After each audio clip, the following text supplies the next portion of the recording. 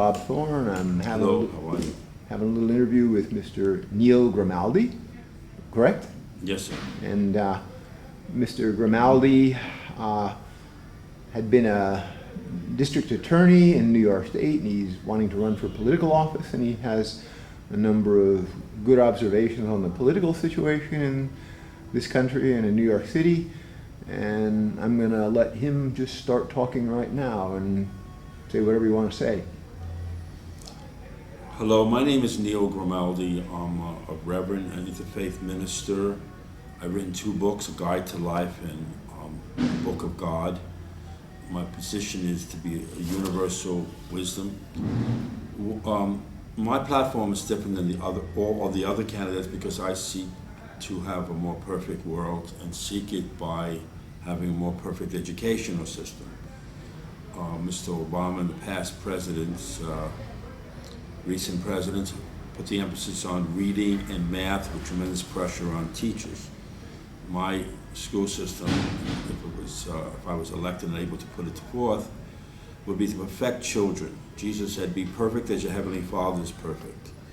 The model would be to have more perfect children by making behavioral changes in their behavior, teaching them universal religion, teaching about holiness, sacredness, bring the concept of God back to school without any particular one theology, teaching a comparative approach, and even teaching atheism so that people can know that every side is covered. But the important thing is that there's an importance, even an atheist would say, that a person has to be sacred. And the law of God and the law of the universe is cause and effect, and love God, love the universal concept of perfection, and love your neighbor as yourself. And my view is Genesis 1:27. I was born January 27, 1:27. And the idea is that we're born in the image and likeness of God, so we're all divine. My idea is that we're all part of the divine energy, that God is energy, oneness of everything, and we're all part of it. And it's like the ocean. The ocean is God, pure love, and we're waves in the ocean. We're of the element of God that come and go back to perfection, hopefully. So to have a better political structure in the world and a world peace, which is my goal, is that we would educate people to be positive, holistic, have common sense, seek virtues, work on transforming themselves. And that would be the first goal. And that we would support teachers to do what is right, that we wouldn't put so much pressure on the teacher or the student. In the present structure, we're taking our major issues, we're taking art out of the schools, we're taking music out of the schools, we're taking things that are very important for the holistic total development. I would also have film education after school, show that what the ideal is, show what a hero is, both political, spiritual, economic, and that's my main difference than all the other candidates. 2, I believe in the concept George Washington, our first great American president, said we should establish a United States Department of Peace. I believe that we should have departments of peace around the world in which the cabinet person who represents the government in the Department of Peace is free from the rest of the government and studies on how to develop peace as a structure and a policy.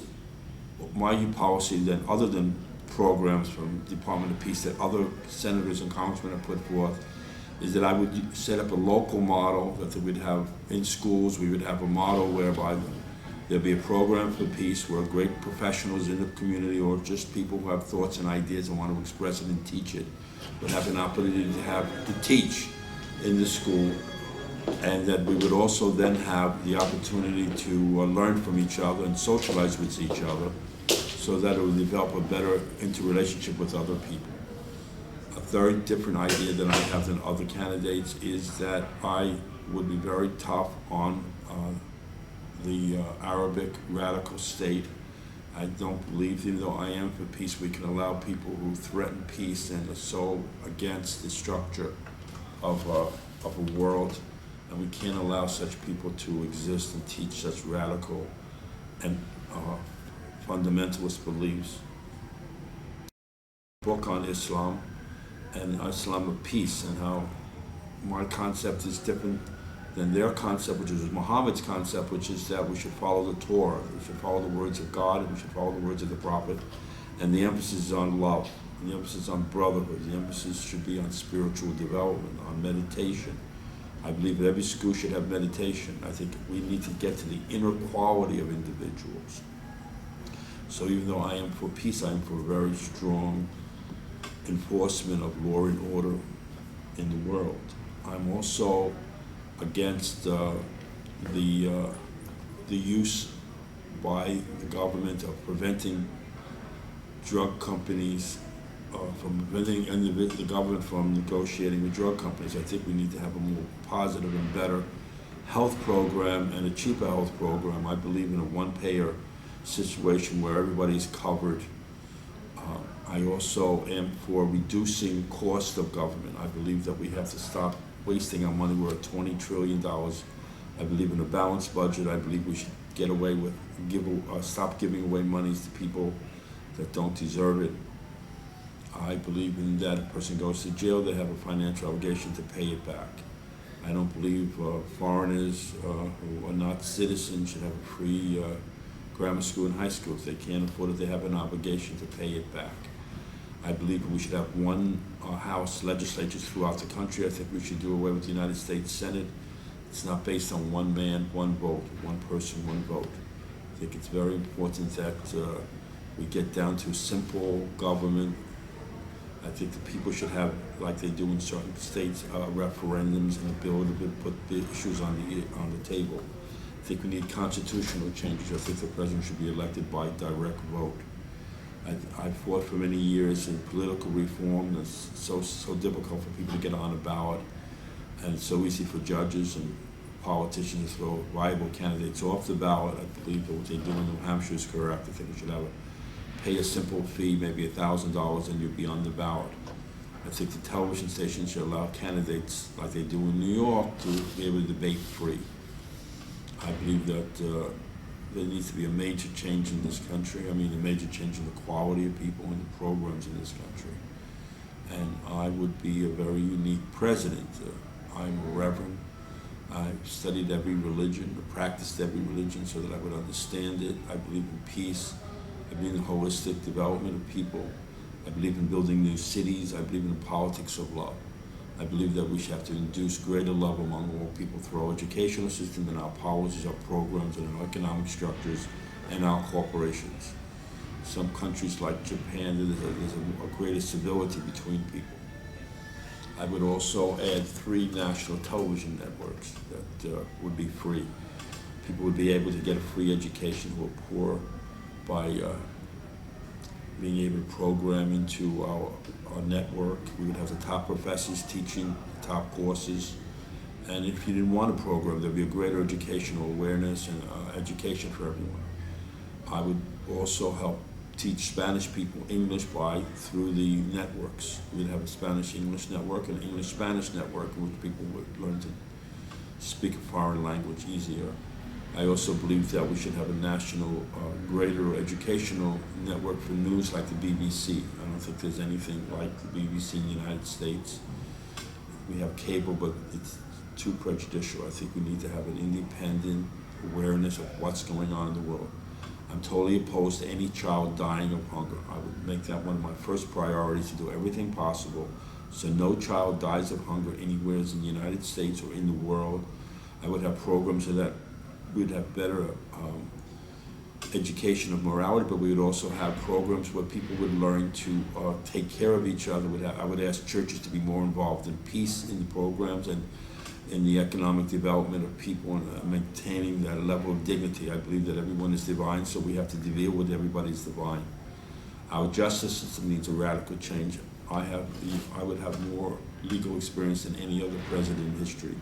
I'd be the only trial lawyer since Abraham Lincoln to become president. I have experience in immigration, election cases, political cases. I represented over 3,000 criminals. I was a prosecutor. I was a former school teacher of reading. I have a varied background. I think that we need to have an independent judiciary. I don't think the judiciary should be picked by the president. I don't think Attorney General should be picked by the President. I would have the United States Attorney General picked by constitutional amendment by the court, United States Supreme Court. I would have the local district Supreme Courts pick DAs selected based on merits. Everyone would have to take a test, and only the top 10% would be eligible to get jobs as prosecutors. The local prosecutors would be picked by the Court of Appeals in that district. I think we need to have an expedited legal system. It takes too long to get to justice, which means there's no justice. I think we have governments that try to impinge upon the people getting their money that they're entitled to. I think we have to end that. For a greater civility between people. I'm also in favor, like in Scotland, they have a public transportation system and they have a private transportational system. So I believe that we have to expedite transportation and open up transportation for people at a low level of cost. And it would be done by, they would have routes that would people would have own bus lines and be the same price as the public bus. I believe we should build new cities. I think we should build cities in open areas. I believe in building a city for the elderly and the disabled. I believe in the homeless. I believe in building cities for the purpose of tourism. I think that we have to work on trying to keep the families together. I would create communities with low cost vacations. It's very important to have vacations. I also want to be a Renaissance president. I am a songwriter. I've written over 600 song lyrics. I've written plays. I helped create Law and Order, which I gave to NBC, which they defrauded me out of, unfortunately, many years ago. But I believe that we have to protect the artists, and I believe that we need to develop access for artists to have better communications and ability to perform. So I believe in that we would have the public schools and universities would have greater access for playwrights, songwriters, artists of all kinds. I would work on developing great art among the great artists in our school system. We would work on finding out who the greatest artists would, and they would have a special program for them. In the present program, we're doing away with art programs, we're doing away with music programs. I think we need to increase that. We also have a medical system where, which I believe is very unfair in many aspects, I would reduce the liability of doctors, or make it easier for them to work as doctors. I would reduce the insurance by reducing the liability. I would cap the maximum liability, maybe perhaps at $500,000. And if people can't pay for their medical thing, then the government would take care of it. We need doctors practicing medicine. We do not need them retiring or being under this tremendous pressure. They're one of the most noble professions. I have great respect for doctors, nurses, and religious people of all faiths. I study all faiths, and I think that we have to change the medical situation. And people, unfortunately, the top 1%, getting most of the money as a result of the economic system. I believe in that we should change that. I believe in that we should have equal pay for women, and that I would enforce those laws of equal pay. I believe that black people are really totally discriminated against in jobs as they are in restaurants in New York. I believe that there has to be in Roman Empire, a citizen had great status. Status of a citizen was an important thing. In America, once you come to the country, everybody has the same status. I don't believe in that. I believe that we should have, citizens have superior rights. I believe that foreign residents who live here should pay taxes whether or not they make money or not. Everybody has to pay. I don't believe in anybody getting a free ride. I think everybody has to pay a minimum of $100 at least. If they can't pay it, then it would be a liability. There's 45 million people who pay no taxes. I don't think that's the way to go. I think we have to work on reducing the debt. Maybe idealistic, I would like to take $1 trillion off, not doing what Obama's been doing, is adding trillions to it. And if anybody wants to see my website is neilgrimaldi.com, neilgrimaldi.com. I'm available if anybody wants to call me. My number is 646-229-7974. I'm unique in that I'm a humanitarian. I've had over 20 homeless people live in my house. I've helped 3,500 poor people. I'm representing them, not just representing them in criminal case, but trying to holistically change them. I've studied every religion. I will be able to deal with some fundamental radicals because I understand Islam and I understand what they need to do. I would have TV shows in their media. I would have people on the ground arguing their cases. I would be building schools there to develop peace in their schools. I want to thank you very much for your time. I'm totally underfunded. If you could send me any contributions of any amount, I would appreciate it. You could send it to me, Neil Grimaldi for President, Post Office Box 63, Bronx, New York, 10458. Post Office Box 63, Bronx, New York, 10458, or you can see Google Wallet on my website. It's very difficult to run with absolutely nothing. If anybody wants to volunteer or be a secretary, I would be so helpful. Thank you very much. You want me to ask some questions? Here, I can ask some questions. Yes. Yeah. One of the things is... Well, introduce yourself, who you are. Yeah, my name is Bob Thorne. No, you're a doctor. Yeah, You're yeah. a brilliant doctor, holistic doctor. I don't know about that. Very fine man. Well, I've tried to take care of patients pretty well. I think I've done that pretty well. I think that I ran with Jeff Boss for some offices, and my thing was that I wasn't going to take a salary because I felt that we've got too many laws, and I basically just wanted to do medical things and then work out of a little local town hall with the people, and we could have teleconference with Washington, D.C., because then, you know, the politicians are not going to be in the bully pulpit of the people down in Washington, D.C., and they don't have to pay for the rent for a second house down in Washington, D.C. They can live where they are. They don't have to take a salary. They can go together with town halls, and you can do it with a teleconference in Washington, D.C. So what's the issue, the question? Well, basically, what the thing is, that way they'd be able to feel free to do what they knew was best for the country instead of being down in Washington, D.C. and being bullied to do what they're told to do. Right. I mean, I think they've got to get out of Washington, D.C., and then, you know, they have to get a second house down there, and they need all the extra money, then the bribes become, you know, a way to survive. If they would just be able to do the full, this is the original intention of the U.S. Constitution, that people would just be part-time politicians. They'd be doing something legitimate and keeping the laws to a minimum to allow the people to have the maximum freedoms. I mean, if you look at the Bible, the Ten Commandments, that's 10 laws that, you know, can tell you how to live everything right. We don't need anything more than that. But we've got so many laws, and the way the laws are used is they're used to limit people's rights, they're used to protect one group at the expense of other groups. Yes. If you get back to the simple 10 Commandments and, you know, basically straight laws, and then the Bible also has some of the things in the book of Leviticus that are just good common sense types of things, minimum set of laws, that permits the maximum amount of freedom. And also, I agree with you. For example, the tax law is just totally unfair. Crazy. I mean, all the people who make the most money, the billionaires, have all the tax exemptions, and everybody else is, Even some of the major corporations. Yeah, major corporations, General corporate Motors welfare, pay and minimum amount of taxes. competitive advantages change given that. to some of the big ones through tax dollars.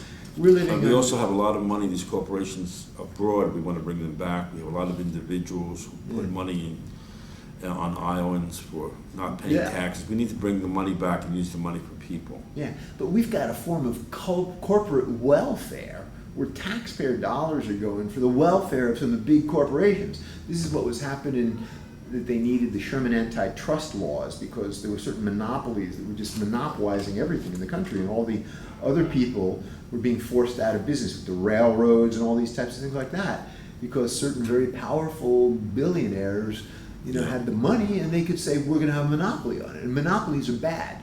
And so much of the legislation we've got in all these laws protects the monopolies instead of making it a really free market. So there's also these candidates of the super rich, like Hillary Clinton, Bill Clinton, who was my classmate, and the Republican candidates. He was your classmate at Georgetown Law School. Service. You're a lawyer. Yeah. I'm a lawyer. We studied foreign service together under the great Carol Quigley. Yeah, Carol Quigley. And who talked about the transformation of civilizations. Yeah. I believe in the development of a new civilization based on civilization of love. I don't believe in civilization based on materialism, capitalism, and totally focused on materialism. I believe in spiritual values. I believe that the prosecutor, there's a case against Hillary Clinton being brought for the Justice Department. I believe that it should be an independent prosecutor should be selected so that the question could be decided independent of Obama. It would be crazy how Obama, his former Secretary of State, investigated by Obama's United States Attorney General. I believe the Attorney General should be separate from the Justice Department and selected by the Supreme Court. I believe there should be a term limit on judges at 70 years old. They can be there to 90 years old till they die. I don't think that's fair. I think the Supreme Court should be selected in a different way than it's selected now, so that the president doesn't select the court. It should be an independent process like the Supreme Court of the United States. I believe that the justice in the United States is at a very low level. I mean, you pick the best lawyer can win the case. You saw that the O.J. Simpson case. You can buy the best lawyers and go free. You can buy the best prosecutor, have the best prosecutor, and you can put a person away for life that's not even guilty. Yeah, there's a lot of injustice in this. And the court system, and the civil court system is totally unfair. I'm, as an attorney, practicing all kinds of civil and criminal practice, have an attitude developed on experience. I think it's very important that prosecutions are excluded. For example, General Motors might have a defective device, and they know it's a defective device, and 100 people die. So why is it that they just get a fine? The person that's responsible for the killing of all these 100 and so forth persons should be prosecuted. Corporations should not have a veil from criminal prosecution. To be able to do these things that they do. Right, yeah. And there's so much criminal fraud throughout the whole system. The police officers don't prosecute. Should be an emphasis on prosecuting real criminals who are fraudulent, and not saying it's just a civil thing. And then we have civil cases. I would be unique in that if a person got a verdict in a civil case, I would have the judge who decided the case work on the implementation of the payment. Now you have a situation where you get a decision and you don't collect. Majority of cases you don't collect. There's too many procedures for people not to be able to pay. For example, bankruptcy between two individuals, two friends. One person loans the other friend $100,000. They go around the country, enjoy themselves. They come back. They go into bankruptcy. Then he makes money. He doesn't have to pay. Bankruptcy laws need to change. There's a universal law, cause and effect. If you do something wrong, you have to pay it. And there's too many ways to defraud people and individuals. And if politicians have too much money and they continuously defraud, and I also, on Unic and any other individual, I think the public has been negligent in how they deal with a vote. They keep putting the same people in the same office, and so therefore we need a constitutional change in term limits. I believe that a person shouldn't be in office more than 10 to 12 years continuously, and it should apply to both the states and the federal government. District attorneys should only be there for no more than 10 years, governors for no more than 2 terms, 8 years. I mean, we need to limit power in the hands of the same individual. Hoover took over the Justice Department and the FBI. He did disgraceful things with it. The FBI director should also be picked independently by the Supreme Court. I believe that, and the persons who were selected should have passed the test. My classmate Bill Clinton was a very nice man to me, but he picked 5 of his best friends to be ambassadors, none of whom had any experience. I don't think an ambassador should be picked from your friends. I think you should be passed a test and should have experience, and no ambassador should be selected for a country that doesn't know the language and the culture of that country, and they should be tested on that and proved at that. There's too much opportunities for patronage, and ambassadorships is not a place where we get patronage. We should have patronage. Nor should Supreme Court judges, or any judges. I think judges should be have to pass a test at every level, state and local and federal, and that only the top people get the job. And it's done in a process that they're selected also with their personality by the judges of the highest courts in that district. Maybe I can ask some questions? Oh, yes, of course. One of the things I found out a number of years ago, I mean, the U.S. Constitution has no statement, no direct taxes. And we have all kinds of direct taxes, like the income tax, and everything is direct taxes here. And then how are they violating the Constitution that they're doing that? Because it seems like they're violating the Constitution because they do have a lot of direct taxes. But it turns out we're not living under the U.S. Constitution. We're living under admiralty law, corporate law, the law of the high seas. So when the baby is born, they give him a Social Security accession number, and the mother signs it. She doesn't realize that she's made him a corporate entity under admiralty law by signing that Social Security accession number instead of a U.S. citizen who would be under U.S. constitutional law. So he goes under. It's a very interesting point. It's a deception. You gave me another thought I had. I don't think a person who's an illegal alien child should be a citizen by they're born here. If a person gets off a plane for travel purposes and the child is born here, I believe that a person shouldn't get status any more than the parent had. So therefore, illegal parents do not get legal status for their children. I've handled immigration cases where the mother and father are deported and the son stays there, breaks up families. It doesn't make any sense. So we have to end that. Also, we have the real problem with immigration, illegal immigration, is not just the wall, is that corporations hire people that are totally illegal, and it should end.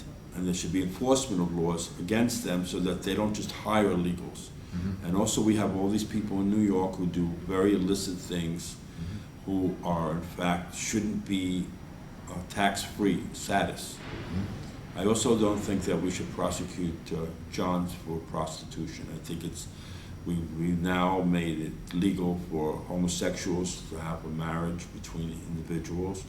I don't think we should be prosecuting women for prostitution. It should be decriminalized. Mm-hmm. With regard to the medical system, I'm a doctor, and Milton Friedman was a Nobel Prize-winning economist, and he went up to the Mayo Clinic and gave a talk, I think in the 1990s, where he felt that the practice of medicine should be unlicensed.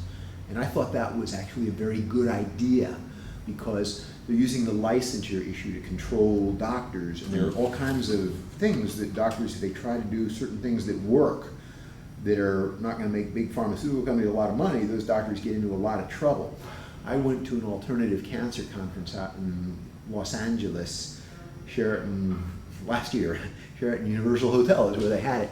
It was an alternative type of thing, and I met Dr. Max Gerson's grandson. He was the guy who came over from Germany and had all these ways to cure cancer. He was curing people right and left. So then they started beating him. Who did? These were thugs related to certain elements that didn't want the conventional medicine to go out of business and be replaced by stuff that's ancient that works because of a very good scientific basis. Like Ayurveda, which was Ayurveda from ancient India is like 10,000 years old or something like that. Right. Traditional Chinese medicine, I mean, people can have all kinds of cancers, and they can go downtown to Chinatown in New York City and they can be cured of some of these things for $30. This is what happens. I mean, I know. How do you cure cancer for $30? That's well, the thing is, they don't give leftover chemical weapons like carmustine and lomustine and all those things like that that were, alkylating agents from World War I and II. They were chemical weapons. So they said, well, let's have a war on cancer, and they injected intravenously, maybe to exfoliate a plantar wart or a little superficial skin cancer, that would be okay. But intravenous administration of leftover chemical weapons, and then the people, they turn pale as a ghost because they're wiping out their bone marrow, their hair falls out and everything like that. That's not the way to do it. And Ayurvedic medicine of ancient India does it with smart stuff, like artemisinin, the biblical wormwood. Your theory is wormwood helps kill well, cancer. Wormwood is just one of many things. It got the name wormwood. It's Artemisia annua. It's the sweet wormwood plant. And it was also used in China 6,000 years ago. The second Han Dynasty emperor recommended it. Wormwood got the name wormwood because when people would have hookworms and tapeworms, which will kill you, they would eat the leaves of the sweet wormwood tree, Artemisia annua, and all of a sudden it would kill the hookworms and the tapeworms. And they would come out. And fascinating. Hookworms, tapeworms will kill you. It's your theory also that kills cancer. Well, it's not my theory. It's the theory of Dr. Narendra Singh. It's the theory of the scientific body. It's been proven. Yeah, it's been proven. Because what it is. One of your main theories is the National Medical Association. Well, the thing is, this is not my theory. This is ancient No, wisdom. but one of your thoughts is, I know from prior discussions with you, is that the AMA inhibits certain procedures, working with the FDA to stop. There is and has been a tendency to suppress alternatives from the ancient world that have an extremely good scientific basis for why they work, that would make curing cancer maybe $30 a month instead of $13,000 a month, and your hair doesn't have to fall out and everything like that. Now, there's a pretty well, with the wormwood, the way it works is it would be taken for hookworms and tapeworms. Since they live off of the blood, they accumulate a lot of ferric iron in the +3 valence. The second Han Dynasty emperor 6,000 years ago recommended that Artemisia, wormwood, be used for hookworms, tapeworms, malaria, and also cancers, certain cancers. malaria parasite lives in the red blood cells, so it also accumulates ferric iron. And then it turns out that the more deadly a cancer is, the more ferric iron that tends to accumulate. So basically what it is dogs don't wear sneakers or shoes. They go walking on the grass without sneakers or shoes where they've sprayed all the insecticides and the herbicides. The next thing is the dog is coming down with deadly cancer. The osteogenic sarcoma, bone cancer, especially the hip, is a very common cancer in dogs. Guess what cancer accumulates huge amounts of ferric iron and has this massive release of free radicals that kills the cancer cells just like it kills the hookworm, tapeworms, and the malaria parasite? How did that happen? Well, Dr. Narendra Singh is a medical doctor, MBBS, British system. He's an Indian guy, and he's a biophysics guy also. And he's working at University of Washington in Seattle doing things on how it works. And they found out this massive release of free radicals when the artemisinin molecule gets near the ferric iron, the plus 3 valence, it just kills the hookworms, tapeworms, and malaria parasite and the cancer cell. Wow. And the more deadly the cancer cell is, the more ferric iron tends to accumulate, which is one of the ones, bone cancer in dogs accumulates a lot of ferric iron. And the veterinarians are curing dogs right and left. They're allowed to use the artemisinin, the wormwood, for doing that. And there are all kinds of blogs, dog cancer blog, Path with Paws, everything. They're curing dogs right and left with bone cancer. If you're a person, since they don't want to lose the money, you have to die. I mean, that's what it basically boils down to. I mean, doctors should be allowed to do these things without the FDA going after them, the state medical boards going after them, and everybody going after them. And I think that the circumstance of this Dr. Brzezinski down in Texas, they were going after him because he came out with some patentable ways of doing things on, so they infringed on his patents. They were trying to take away his license. They were doing all this stuff to him. The state of Texas became infuriated. The people in the state of Texas. He won the lawsuit. They are going after the people who went after him to try to take him, because a bunch of people died when they took these types of things away from them because they were going after Dr. Brzezinski for something very good that he was doing. Thank you so much. I want to thank you so much for this opportunity to speak. I know that I really appreciate it. You did this from the graciousness of your heart. I met you a few times. You're a very interesting medical doctor. And I have a very poor campaign, and I would need your help. So please, if you could help me campaign, I would like to be able to speak. Many third-party candidates have changed the system by giving new ideas. I hope to set up a new third party and run as an independent. I also hope to run, if I get enough support, in the Democratic primary. But my politics is independent of the political structures. I have ideas that are Republican, that are Democrat, holistic, and futuristic. So I want to thank you very much for this opportunity to be heard tonight. And if anybody has any questions, I would appreciate you contacting me. My email is ngrimaldi2006 at Hotmail, ngrimaldi2006 at Hotmail. My website is Neil, N-E-I-L, Grimaldi, Grimaldi.com. Good evening or good afternoon. Thank you very much. Maybe I can mention something here. Yes, also on Facebook, you can see me on Yellow Grimaldi, A-N-I-E-L-L-O Grimaldi, Grimaldi.com. Of course, Doctor. Yeah. This issue that has been of interest to me somewhat concerns the thing called chemtrails, which are not ordinary jet contrails which disappear, but they form between 30 and 40,000 feet because you got to get cold enough to cause it to crystallize, or you go higher than 40,000, it evaporates very quickly. But in 1997, there began a worldwide aerosol spraying program of things that were very toxic. And they're spraying it around the world, and it's hurting a lot of people. The intentions of these aerosol spraying, these chemtrails, are very bad to hurt a lot of people. And around 2008, I read an article that the U.S. was flying planes spraying over India these aerosol sprays, and one of the things they were spraying involved a lot of aluminum, and then it turned out Monsanto had the patent out on the aluminum-resistant seed. So what they're trying to do is they sold the seed to the poor Indian farmers in the northern part of India, and they told them it was going to be a perennial seed, and it turned out to be an annual. Plus they were spraying the chemtrails with all the aluminum, and Monsanto had the aluminum resistance, so they're pushing everybody out of business, and these farmers are committing suicide and like that. But anyhow, I read that the Indian Air Force and the Nigerian Air Force were fed up with that, and the governments of India and Nigeria. And they warned, it was U.S. pilots flying Ukrainian Antonovs out of a U.S. air base called Diego Garcia Air Base in the Indian Ocean. And they said, don't fly over India or Nigeria anymore. And they continued to fly, and they gave a few more warnings: don't fly over India or Nigeria anymore. And then they continued to do that, and then the Nigerian Air Force and the Indian Air Force sent up interceptors, and they said, down, or we're going to shoot you down.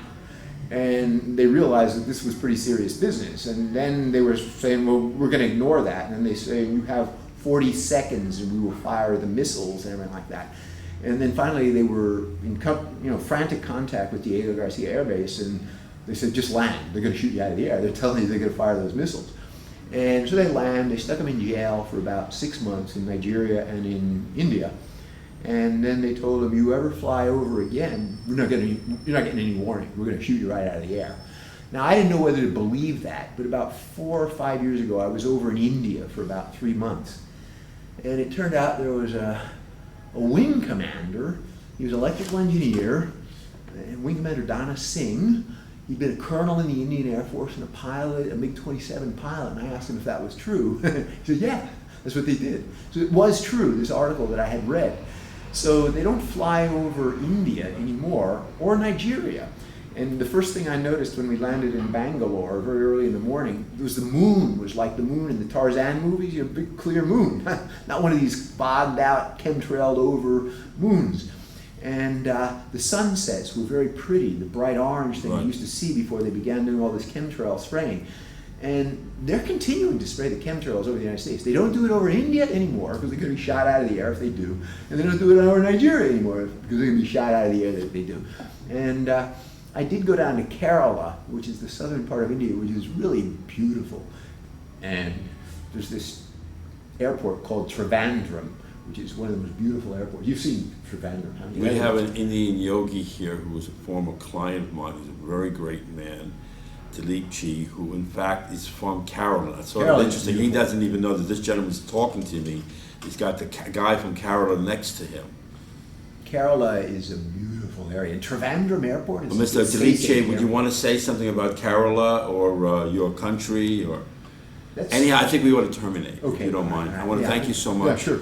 Okay. You're the most gracious person in the world. You'd ever want to be to take me and let me talk here and get to Kerala. I think we should continue in Kerala. By the ocean, it's so beautiful and lovely. It's beautiful. And a lot of great Christians live there in Kerala, and Jews and so forth. Kerala, we visited some of the synagogues. There are all kinds of things in Kerala, Portuguese types of sections. It's a very nice area. Kerala, we made this discussion in a very unique building at 3 West 43rd Street that rents rooms to every religion group, which is what my concept. Okay, we'll stop. Anyhow, we thank you so much for hopefully seeing this. Okay. If you've got any ideas on the issues, please send them to me. Okay. All right, so I'll turn the camera off. You can mail me at that same address where you're going to mail the check, hopefully, at P.O. Box 63, Box, New York 10458. Thank you. Okay, I'll turn the camera off now then. Okay. Good talking with you and good interview.